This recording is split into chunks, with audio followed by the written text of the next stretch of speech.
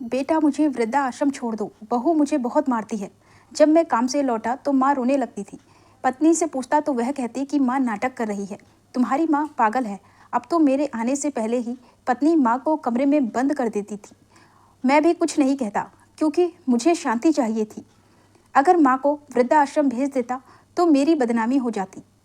कुछ दिन बाद पत्नी ने कहा कि तुम्हारी माँ घर से भाग गई है। मैं गुस्से में माँ को ढूंढने निकला, पर जैसे पत्थर बन गया जब देखा कि माँ भूख और प्यास से बेहाल होकर कचरे में से सूखी रोटियां बटोर रही थी। मैं सुबह सुबह ऑफिस जाने के लिए तैयार हो रहा था। जैसे ही मेरी नज़र सामने पड़ी, मैंने देखा कि मेरी बूढ़ी माँ धीरे धीरे चलते हुए मेरी ओर आ रही थी। मैंने अपनी तैयारियां तेज कर ली और खुद को और अधिक व्यस्त दिखाने लगा।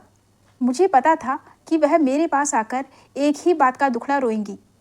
मैंने जल्दी से अपना ऑफिस का बैग उठाया, टिफ़िन उठाया और तैयार होकर पत्नी को अलविदा कहा और माँ को मुस्कुराकर देखा और बाहर निकल गया।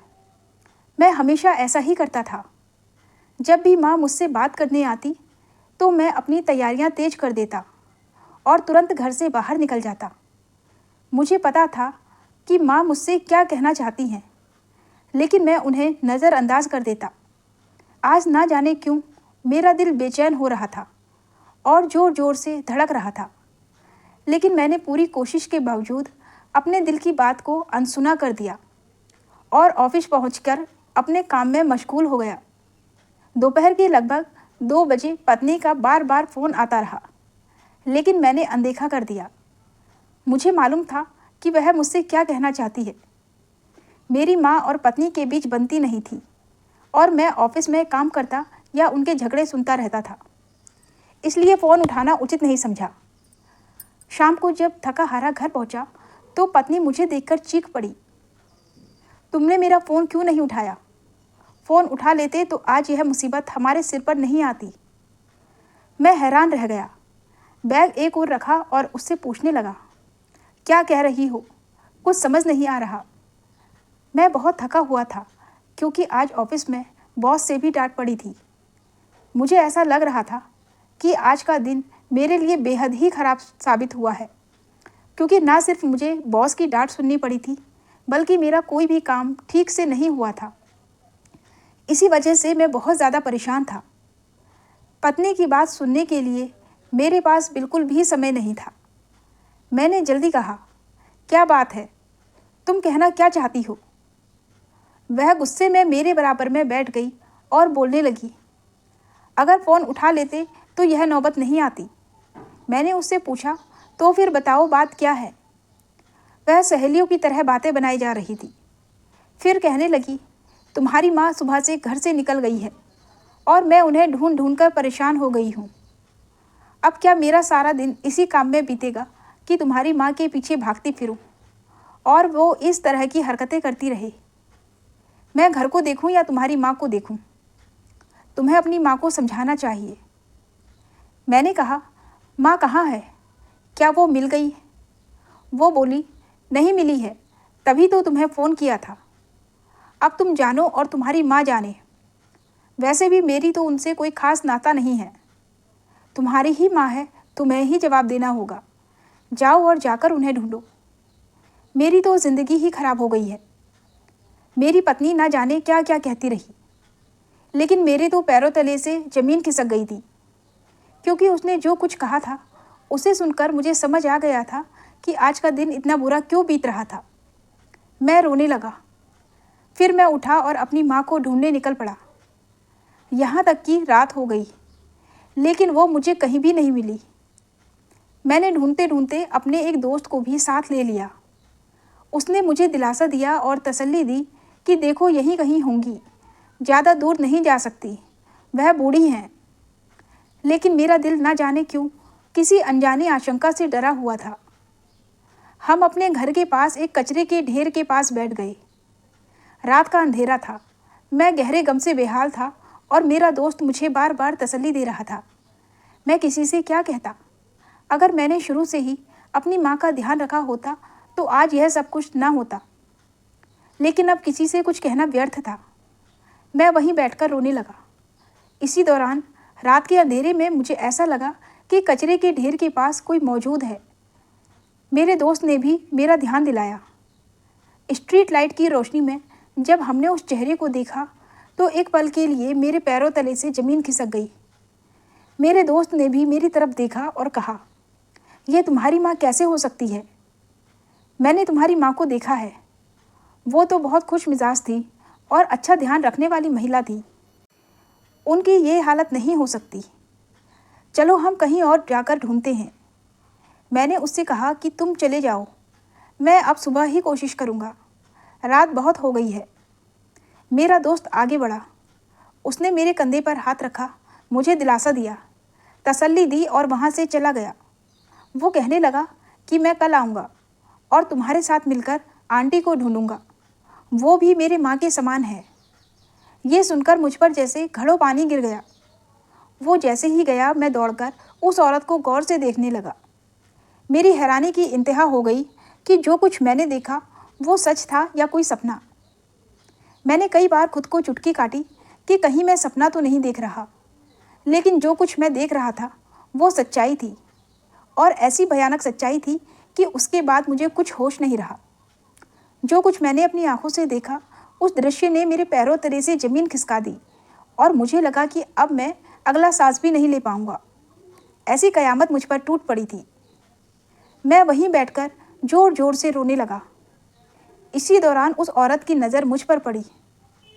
उसके बाद जो कुछ हुआ उसे बयान करना मुश्किल है।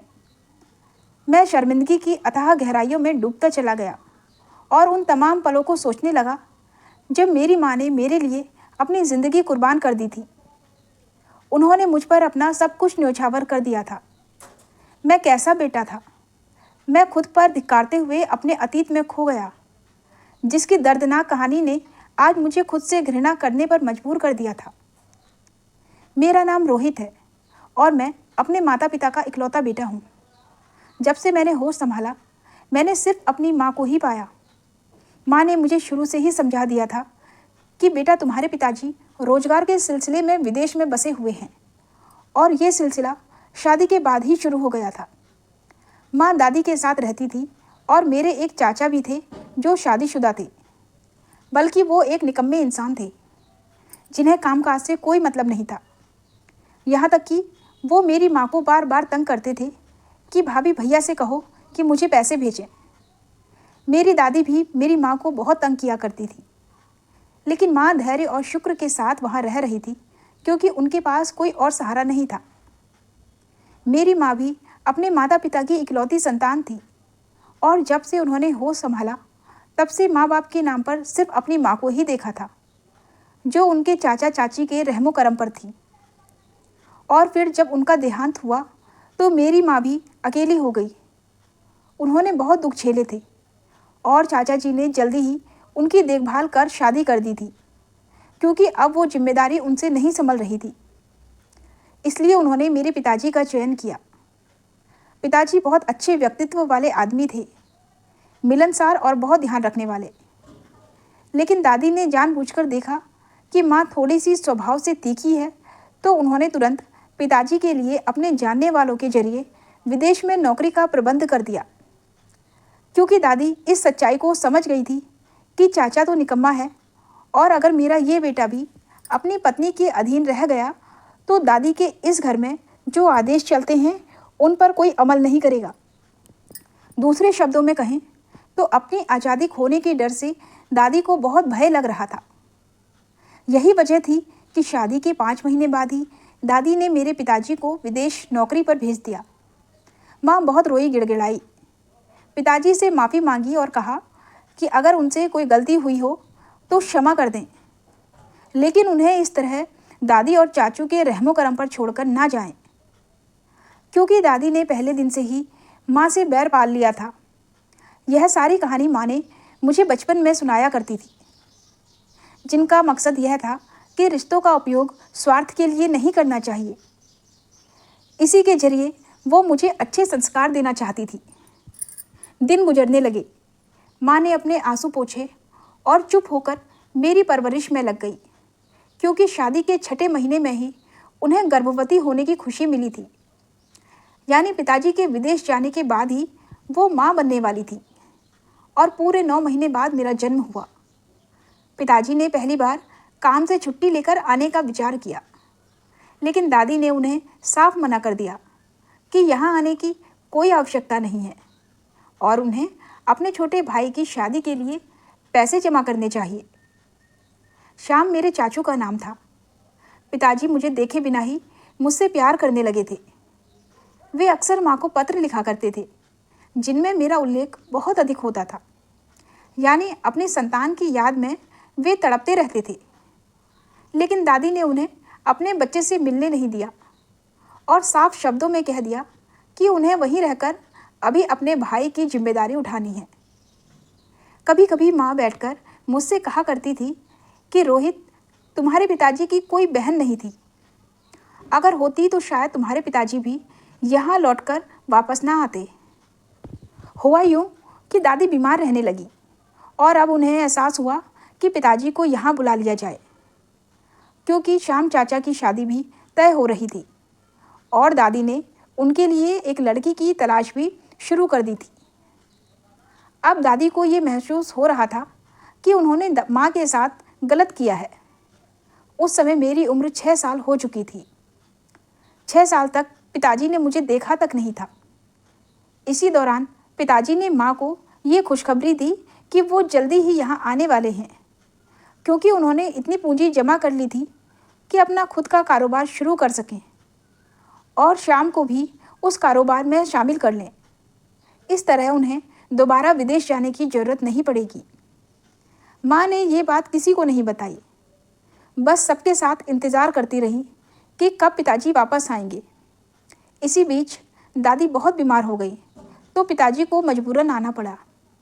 मुझे देखते ही वो रोने लगे और मुझे गले से लगाकर प्यार करने लगे, जैसे कह रहे हों कि मेरा बेटा कब इतना बड़ा हो गया, मुझे पता ही नहीं चला।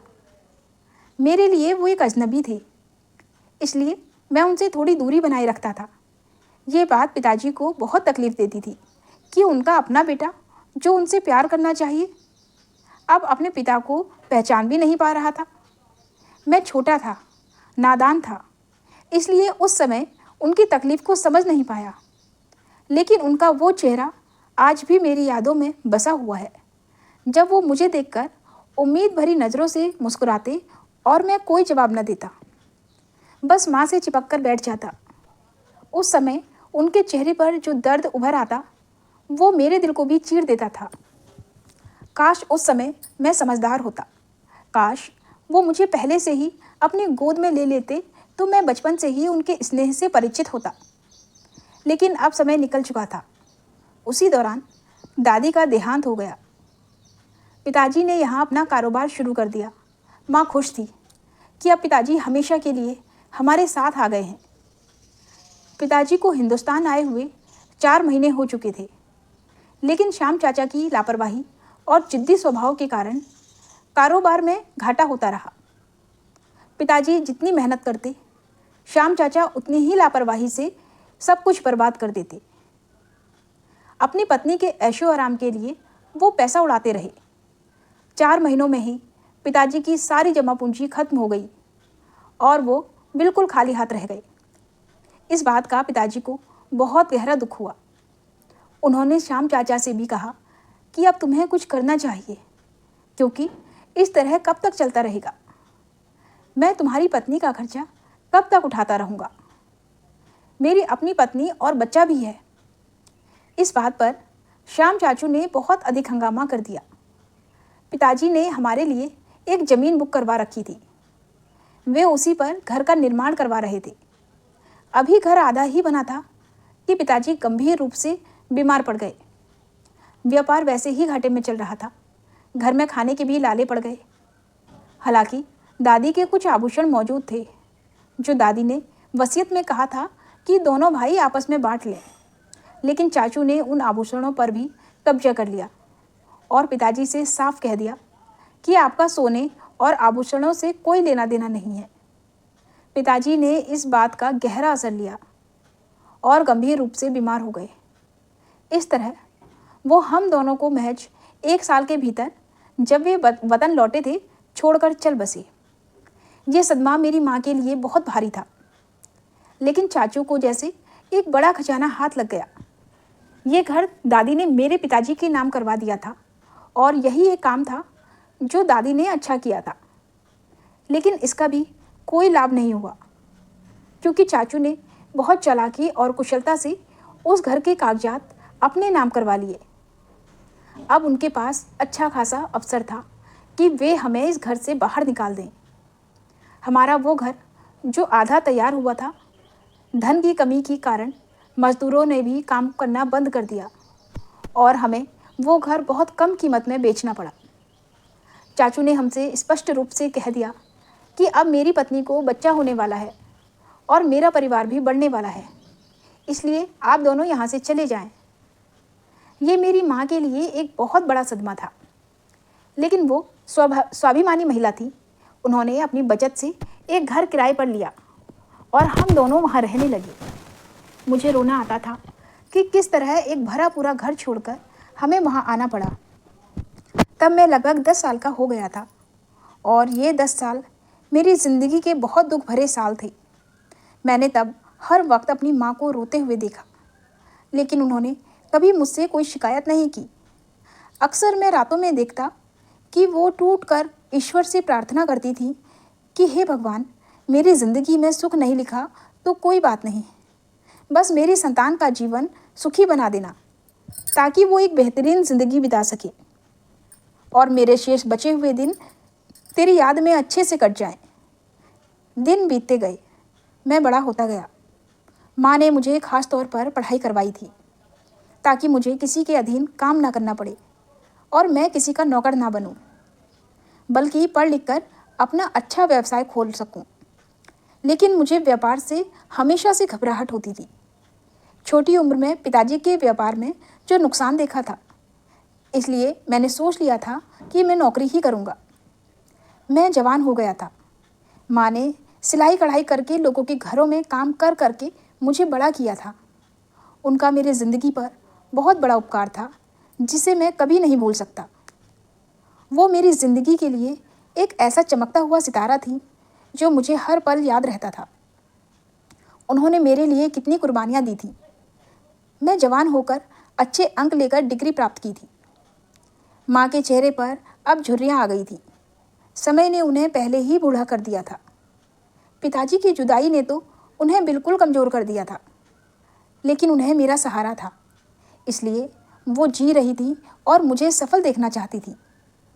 मेरी सफलता अपनी आंखों से देखकर उन्होंने तय किया कि वो जल्दी ही मेरी शादी कर देंगी, क्योंकि अब वो आराम करना चाहती थी और मेरी जिम्मेदारी से मुक्त होना चाहती थी। मैंने उनकी बात पर सिर हिलाकर सहमति जताई। मैंने बताया कि मैं अपने ऑफिस में एक लड़की को पसंद करता हूँ। माँ ने जान पहचान के जरिए मुझे एक अच्छी कंपनी में नौकरी दिलवा दी थी और मुझे काम करते हुए 6 महीने हो गए थे। मेरी तनख्वाह भी अच्छी थी। हमारे घर के हालात बेहतर हो गए थे।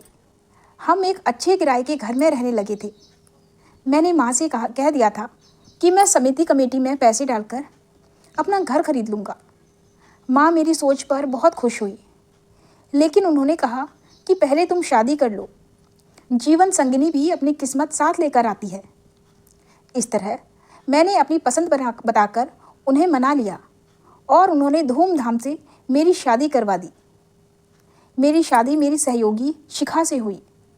शिखा ने ही सबसे पहले प्रेम का इजहार किया और उसने मुझसे कहा कि वो मुझे पसंद करती है और मुझसे शादी करना चाहती है।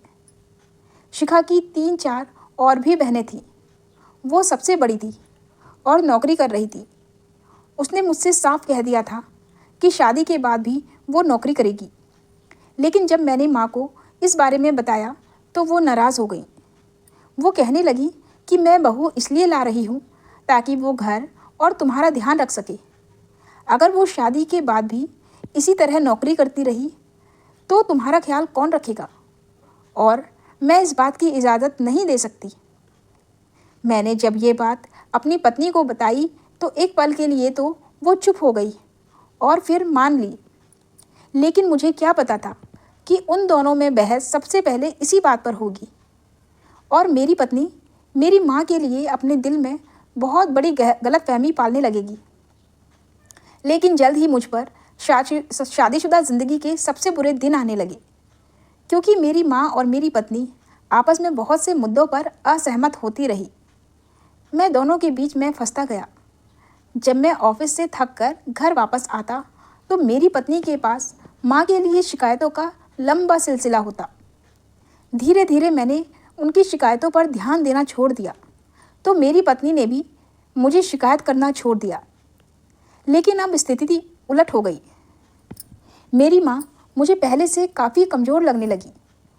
वो अक्सर मेरे पास आकर बैठती तो मेरी पत्नी को बहुत बुरा लगता। वो कहती, तुम्हारी माँ मेरी शिकायतें करने के लिए तुम्हारे पास आकर बैठती है। इसे कह दिया करो कि जब तुम घर पर वापस आओ तो हम दोनों पति पत्नी को भी कुछ समय अकेले बिता लेना चाहिए। मैंने ये बात अपनी माँ से कही तो उन्होंने मेरे पास आकर बैठना भी छोड़ दिया। कभी कभी वो मुझे रोती हुई दिखाई देती। तब मेरी पत्नी मुझसे कहती, सुबह सवेरे वो लड़ाई झगड़ा करती हैं और फिर तुम्हारे आने पर मगरमच्छ के आंसू अपनी आंखों में भर लेती हैं ताकि तुम उनके आंसू पर यकीन कर लो। तुम मेरा यकीन करो, मैं तुम्हारी पत्नी हूँ, मैं पागल नहीं हूँ, लेकिन कहीं ना कहीं तुम्हारी माँ की मानसिक स्थिति पर ज़रूर असर पड़ा है। उनके साथ जो घटनाएं हुई हैं उसने उन्हें बहुत कमज़ोर कर दिया है, इसलिए तुम उनकी बातों पर ध्यान मत दो। मैंने अपनी पत्नी को पास बिठाया और कहा, मेरी माँ ने सच में मेरे लिए बहुत बड़ी कुर्बानियाँ दी हैं और मैं तुमसे निवेदन करता हूँ कि तुम उन कुर्बानियों का ख्याल रखते हुए उनके साथ अच्छा व्यवहार करो। अगर वो वाकई कमज़ोर हो गई हैं तो तुम तो स्वस्थ हो, उन्हें जवाब मत दिया करो। चुपचाप मेरी खातिर उनकी बातें सुन लिया करो। मेरी पत्नी ने हैरान नज़रों से मेरी ओर देखा और चुप हो गई। उस दिन के बाद उसने मुझसे शिकायतें करना बंद कर दिया, लेकिन उल्टा हिसाब हो गया। मेरी माँ मेरे पास आकर फिर से बैठने लगी। मैं जब भी काम से वापस आता तो मुझसे कहती कि बेटा, मैं इस घर को छोड़कर जाना चाहती हूँ। तेरी पत्नी मुझे ना खाना देती है, ना मुझे से ठीक से बात करती है, मुझे घर के किसी भी काम को हाथ लगाने नहीं देती है। कहती है कि ये मेरा घर है, तू एक काम कर, मुझे बुजुर्गों के आश्रम में छोड़ा। घर तो अब तेरा ही है, मैंने तेरे नाम ही कर दिया है, बल्कि ये घर तूने ही तो बनवाया है ना, तो फिर मेरा यहाँ क्या हक है। वो अक्सर रो पड़ती और मैं उन्हें स्नेह से समझाता कि माँ, मिलजुल कर ज़िंदगी बिताना सीखो। वो आपकी बहू है, कोई दुश्मन तो नहीं। भला ऐसा क्यों करेगी वो। तो फिर माँ खामोश हो जाती, फिर अपने कमरे में जाकर अपने कमरे का दरवाज़ा बंद कर लेती। मेरी पत्नी जीतती हुई नज़रों से मुझे देखती कि देखो, मैं आपसे कहती हूँ ना कि उनकी मानसिक हालत ठीक नहीं है, हमें उन्हें डॉक्टर के पास ले जाना चाहिए। और उनके कहने पर मैंने डॉक्टर के पास भी ले गया। डॉक्टर ने कुछ दवाइयाँ दी और कहा कि उनका दिमाग बिल्कुल स्वस्थ है, कोई मानसिक समस्या नहीं है, बस आप घर का माहौल बेहतर करें। डॉक्टर की बात पर मुझे बेहद हैरानी हुई। घर आकर मैंने पत्नी को बताया तो वो कहने लगी, आप गलत डॉक्टर के पास गए हैं, आप एक काम करें, आप अपने ऑफिस में ध्यान दें, मैं माँ को खुद लेकर जाऊँगी। फिर उसने मुझे बताया कि डॉक्टर ने कहा है कि तुम्हारी माँ मानसिक रूप से बीमार हैं और कुछ दवाइयाँ चाहिए। मेरी पत्नी खाने में दवाइयाँ मिलाती थी तो माँ अधिक समय तक सोती रहती थी, लेकिन जब मैं घर आता तो वो मुझसे एक ही बात कहती थी, मुझे वृद्धाश्रम छोड़ाओ, यहाँ से तो मेरी अर्थी ही निकलेगी। तुम क्यों नहीं समझते। जब मेरी पत्नी मेरे पास आकर कहती कि तुम अपनी माँ की बातों पर ध्यान मत दिया करो, ये दवाइयों का असर है, वो ऐसी उल्टी सीधी बातें करती हैं, मैं तो उनका बहुत ध्यान रखती हूँ। मैंने कभी भी उन्हें डांटा नहीं या उनकी अनदेखा नहीं किया। तुम ये बात अच्छी तरह समझ लो कि वो अब पागल हो चुकी हैं और एक पागल इंसान को संभालने के साथ साथ पूरे घर को संभालना तुम्हारी पत्नी के लिए कितना मुश्किल होगा। बस तुम मुझसे कभी भी शक मत करना। वो अपनी मीठी मीठी बातों में मुझे फंसा लेती और मैं अपनी माँ को दोषी समझने लगा। कभी कभी मैं गहरे अवसाद में चला जाता कि मेरी माँ ने मेरे लिए इतनी कुर्बानियाँ दी और अब उनकी ये हालत हो गई है। दिन बीतते गए और अब उनका और मेरी पत्नी का रोज़ का झगड़ा बढ़ गया था। मेरी माँ हर रोज़ मुझसे यही कहती कि मुझे वृद्धाश्रम छोड़ दो। वो कहती, तुम क्यों नहीं समझते, तुम्हारी पत्नी मुझ पर बहुत अत्याचार करती है, मुझे ज़बरदस्ती दवाइयाँ खिलाती है, तुम उसे क्यों नहीं समझाते। जब वो रोती थी तो मेरा दिल जैसे कोई मुट्ठी में कस लेता था। लेकिन मैं भी चाहता था कि घर में शांति बनी रहे। ऑफिस से आने के बाद मैं सुकून चाहता था, लेकिन मेरी पत्नी मेरे आने से पहले ही उन्हें कमरे में बंद कर देती थी और फिर वो अपने कमरे में अकेली पड़ी रहती थी। कई दिनों से मैंने उनकी शक्ल भी नहीं देखी थी।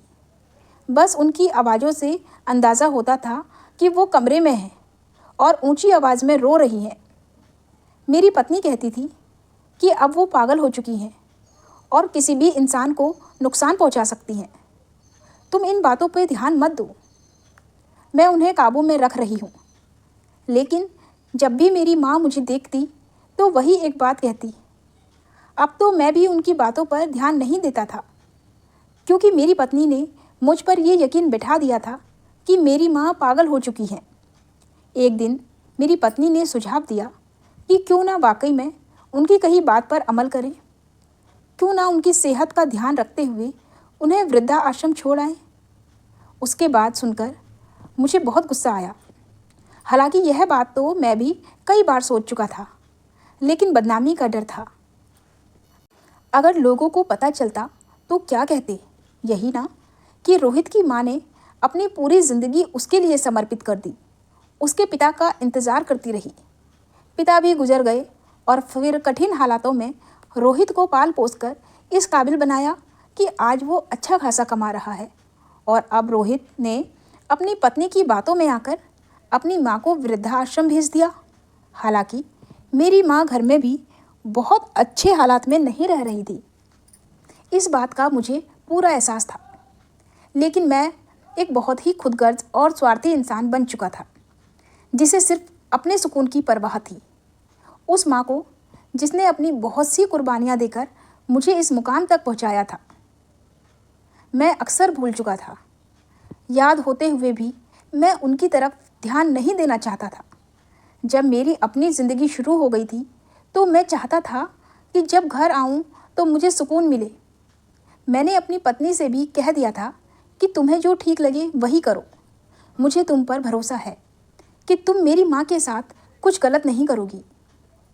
अब अक्सर मुझे माँ के रोने और चीखने की आवाज़ें उनके कमरे से आती, लेकिन मेरी पत्नी मेरे घर आते ही उन्हें उनके कमरे में बंद कर देती। और जब मैं सुबह दफ्तर के लिए निकलता तब तक उनके कमरे पर ताला पड़ा होता। मैं सब कुछ जानते हुए भी अपनी आंखें बंद कर चुका था और अपने कानों में उंगलियां ठूस चुका था। लेकिन मुझे क्या पता था कि मेरी ज़िंदगी में एक ऐसा समय आने वाला है जो मुझे बहुत बड़ा सबक सिखाएगा और मैं पूरी ज़िंदगी पछतावता रहूँगा। हुआ यूँ कि आज भी मैं रोज़ की तरह दफ्तर के लिए तैयार हो रहा था कि मेरी माँ मेरे पीछे चली आई। मैंने उनकी कोई बात नहीं सुनी और कह दिया, माँ सुबह सुबह मेरा दिमाग ख़राब मत किया करो। वो रोने लगी, मेरे सामने हाथ जोड़ दिए और बोली, मुझे वृद्धाश्रम छोड़ आओ, वहाँ जाकर मैं अपनी बाकी की ज़िंदगी बिता लूँगी। लेकिन तुम्हारी बेरुखी देखकर मेरा दिल करता है कि अपनी जान ही दे दूँ। एक पल के लिए मैंने माँ की ओर देखा, लेकिन अगले ही पल मेरे चेहरे पर नफ़रत नज़र आने लगी। मैं बोला, पूरा दिन आप लोग सुकून नहीं लेने देते। जब सुबह निकल रहा होता हूँ तब तो दुआओं के साथ विदा किया करो। ये सुनते ही मेरी माँ ने आगे बढ़कर मेरे सिर पर हाथ रखा और मैं उस दिन दफ्तर बहुत ही ख़राब मूड के साथ गया, ना जाने क्यों। लेकिन मेरा दिल बहुत तेज़ धड़क रहा था। ऑफिस में भी मेरा मन किसी काम में नहीं लग रहा था। सारे काम गलत होने लगे तो बॉस ने भी मुझे खूब डांटा कि पिछले कुछ दिनों से तुम्हारा ध्यान काम पर नहीं है।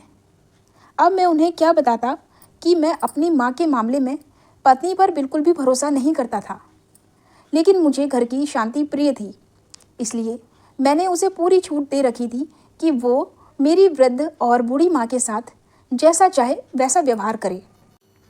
मैं कितना बदनसीब इंसान था, इसका एहसास मुझे जल्द ही होने वाला था। हुआ यूँ कि जब मैं ऑफिस से वापस आया तो मेरी पत्नी मुझ पर चिल्लाने लगी। वो कहने लगी कि ऑफिस से निकलने के बाद आप कहाँ चले गए? दोपहर में मैंने आपको बहुत बार फ़ोन किया, आपने मेरा फ़ोन क्यों नहीं उठाया? मैंने मोबाइल देखा, लेकिन मुझे पता था कि वो माँ की शिकायत ही करेगी, इसलिए मैंने फ़ोन बंद कर दिया था।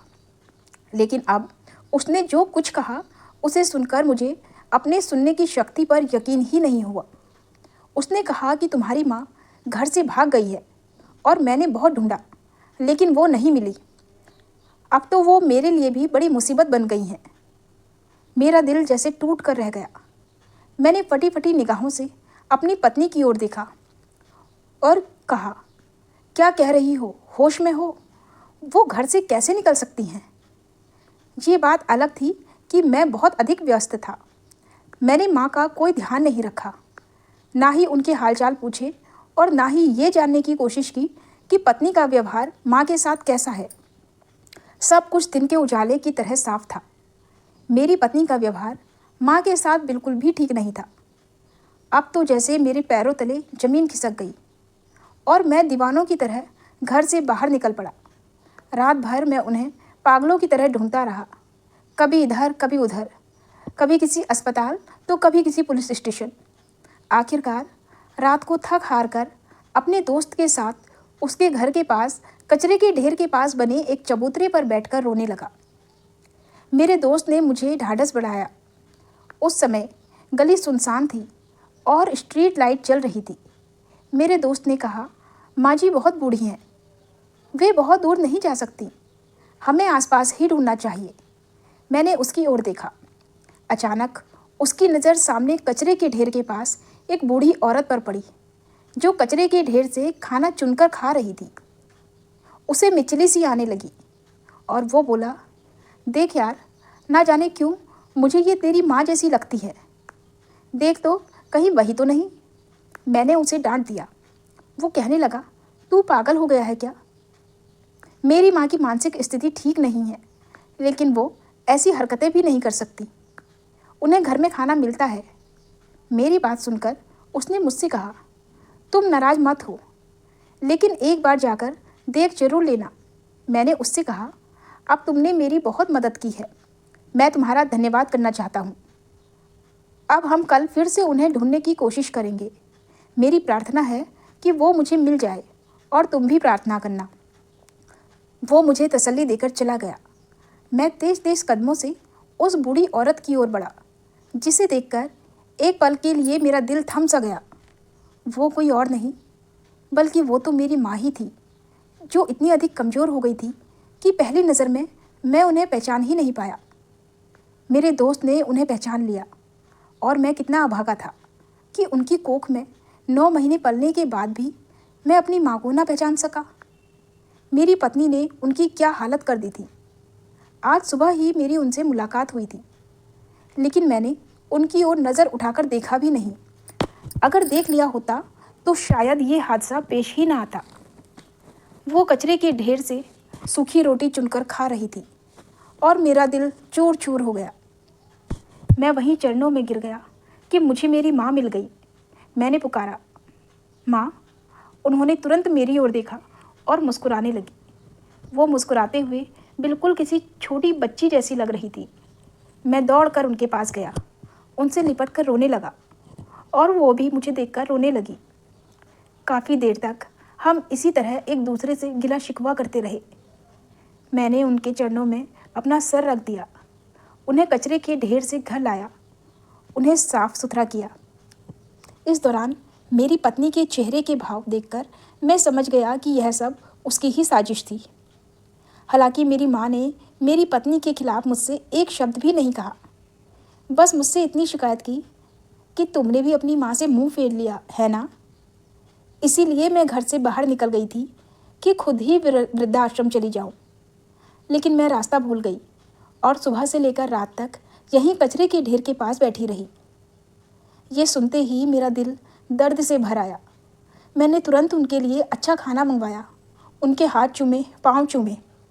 ये वही माँ थी जिन्होंने मुझे इतनी मुश्किलों में पाला था। मैं कैसे उनसे इतना बेपरवाह हो गया। अभी कुछ ही देर बीती थी कि मेरी पत्नी मेरे सामने आ गई। कहने लगी, मिलन की घड़ियाँ अगर ख़त्म हो गई हो तो मेरी भी सुनो। कल रात से मेरी तबीयत बहुत ख़राब है, मुझे डॉक्टर के पास जाना है। मैंने उसे गुस्से से देखा और कहा, जिस डॉक्टर से तुम मेरी माँ का इलाज करवा रही हो उसी से दवाई ले लो, वो बहुत अच्छी दवाई देता है। देखो, मेरी माँ की हालत भी तो ठीक हो गई है, तुम भी ठीक हो जाओगी। वो मेरा इशारा समझ गई और कहने लगी, इस बूढ़ी औरत ने तो मुझे परेशान कर रखा है। जब देखो मुझसे मुकाबला करने पर उतारू रहती है, और आज तो इतना तंग किया कि खुद ही घर से निकल गई। तुम सुबह से बाहर थे, अब लौटे हो और मेरा हाल पूछना भी जरूरी नहीं समझा। मैं उसकी फितरत भली भांति जानता था। उसने मुझे तरह तरह की बातों से बहकाकर मेरी माँ से अलग करने की कोशिश की थी। अब मेरे घर में उस औरत की कोई जगह नहीं रही थी। मैंने उसे गुस्से में देखा और कहा, तुम कुछ दिन अपनी माँ के पास जाकर रहो ताकि तुम्हारा दिमाग ठिकाने आ जाए। लेकिन वो उल्टा मुझसे लड़ने लगी।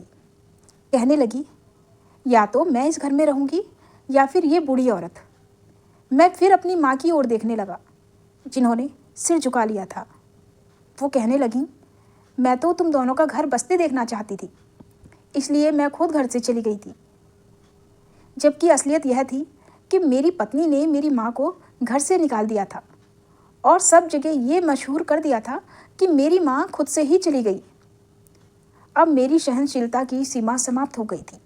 मैं उठा और पत्नी पर थप्पड़ों की बारिश कर दी। मैंने कहा, ये थप्पड़ तो तुम्हें बहुत पहले पड़ने चाहिए थे, जब तुमने पहली बार मेरी माँ के खिलाफ आवाज़ उठाई थी।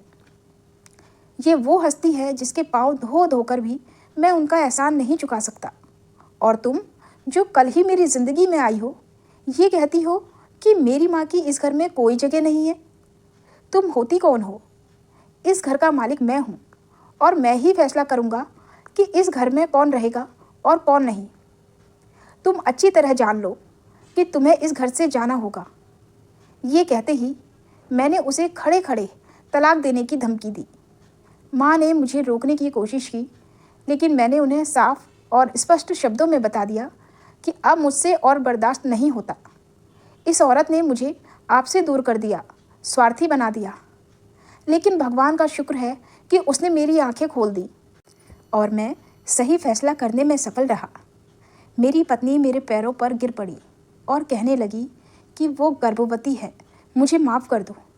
लेकिन मैंने तब भी उसे माफ़ नहीं किया और कहा कि मैं बच्चे का सारा खर्चा उठाऊंगा, लेकिन ये बच्चा पैदा करके मुझे सौंप देना।